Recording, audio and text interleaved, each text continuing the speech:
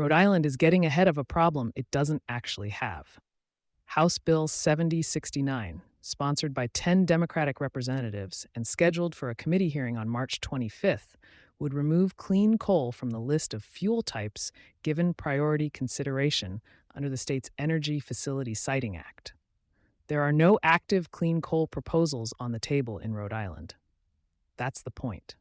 States have increasingly figured out that the time to update energy siting rules is before a project shows up, not after one is already in front of a review board and the legal clock is running. Rhode Island appears to be doing exactly that. What the bill actually changes. Under current law, the state's Energy Facilities Siting Board gives preference to projects using renewable fuels, natural gas, or coal processed by clean coal technology. This bill removes that third option. It doesn't ban clean coal outright or retroactively affect anything. It simply closes a lane that, in Rhode Island's energy landscape, was always more theoretical than real. The rest of the priority framework stays intact. Renewable fuels, efficiency, low emissions, minimal water use, dual fuel capacity. Clean coal just won't be competing in that lineup anymore. How it got here. The bill was introduced January 14th and spent 2 months in the House Corporations Committee before being transferred to House Environment and Natural Resources earlier this week.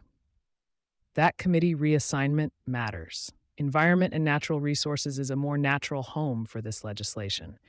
And transfers like this usually signal that a bill has found its footing institutionally, rather than stalling out in the wrong room. It's now at about 25% progression, with a hearing date locked in for later this week, a meaningful step for a bill that was postponed twice in February.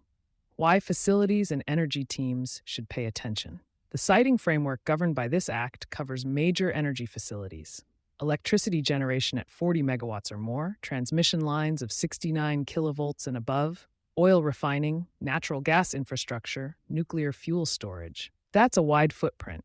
And the way states shape siting priority lists has real downstream consequences. Developers read these frameworks before they propose projects. Lenders read them before they finance them. Removing clean coal from the preferred list doesn't just affect the review process. It affects what gets proposed to begin with.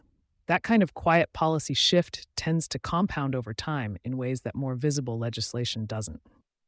The March 25th hearing will tell us whether it has the votes to keep moving. You've been listening to Sustainability Soundbites by Environment and Energy Leader. For partnership opportunities, please reach out to our team.